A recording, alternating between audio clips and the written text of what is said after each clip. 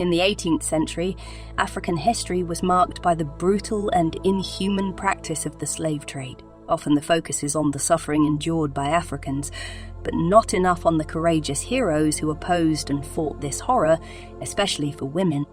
Today we will explore the incredible story of Ana Nzinga, Queen of the Kingdom of Ndongo and Matamba in present-day Angola. Hello guys and welcome. If you would like to hear more historical gossip, then just click on that subscribe button. Now let's start today's video. Viewer discretion is advised. This is an educational documentary. Ana Nzinga was born around 1583.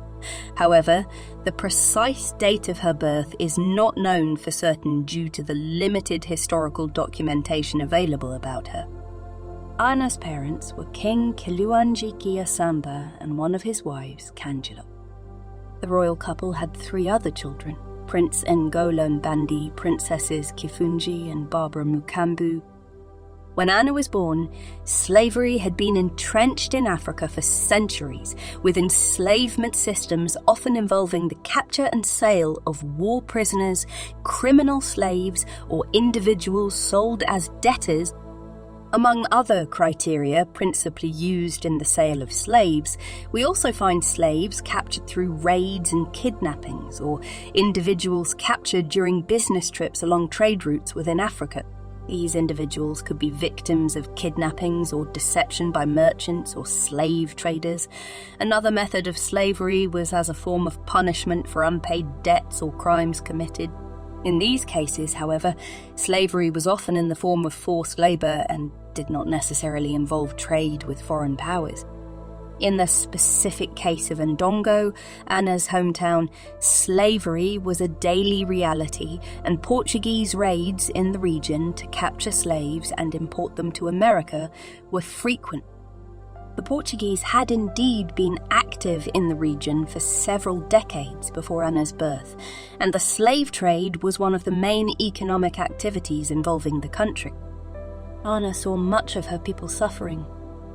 Her life and her reign had been shaped by this reality, and for this reason, many of her actions and decisions as queen were influenced by the struggle against slavery and the oppression of her people. Indeed, Ana, as queen, resisted Portuguese colonial expansion and the slave trade in Africa, seeking vengeance for Portuguese aggression and the incarceration of Africans. The Queen formed alliances with rival European powers and led military campaigns against Portuguese forces. The first documented reference of Ana's throne dates back to 1622, when her brother, who became king, appointed her as special envoy to monitor negotiations with the Lisbon governor John Correia de Sousa in a peace conference in Luanda. The older brother of Ana, N'Gola Mbandi, had indeed ascended to the throne following the death of their father, but he died a few months after his rise in unclear circumstances.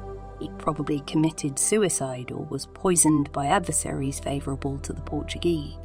Ana exercised a brief regency on behalf of her very young nephew Kaza, also assassinated shortly thereafter, and thus in 1624 she personally ascended to the throne, reigning over present-day Angola. Ana already reigned over 2 ancient kingdoms located in Angola, where succession to the throne followed the female line, from the mother's side. After the death of her family members, she ruled alone without spouse or offspring. Such a situation is only remembered in Europe for Elizabeth I of England or Christina of Sweden. She demonstrated a resolute temperament and diplomatic skills in negotiating with Portuguese officials in 1657, managing to avoid the occupation and deportation to Brazil of her male subjects. In this regard, a widespread legend recounts that the Portuguese governor received the Queen seated, not considering her his equal, with a carpet spread out in front of him. Ana reacted by ordering a servant to crouch on the carpet, and she sat down on the servant's back. In 1622, the Queen converted to Christianity, choosing the name of the wife of the Portuguese governor, Ana de Sousa, whose favour she desired to attract. Also, the conversion to Christianity was a way to gain the favour of the Portuguese and to establish closer diplomatic relations with them. Ana spoke Kimbundu but also learned Portuguese.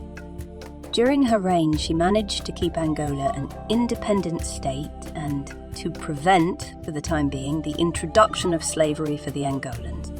Ana indeed adopted policies that hindered the slave trade in her kingdom. These policies included the prohibition of capturing and selling her citizens as slaves by adopting norms that banned foreign raids by slave traders. Furthermore, to reduce dependency on the slave trade as a source of wealth for Angola, Ana promoted agriculture, alternative commerce, and the development of other economic resources within the kingdom. This helped reduce the demand for slaves as an economic resource and weaken this practice in the region. After signing the peace treaty with Lisbon in 1657, there was a 6-year truce for the two realms. The Queen died of natural causes in 1663 at the age of 80, and she was buried in Cabasa in the royal enclosure. The freedom of her territories lasted until 1975, ending with the definitive annexation by the Portuguese over her territory. Ana has become a historical figure in Angola. She is remembered for her intelligence, political and diplomatic wisdom, and her brilliant military tactics.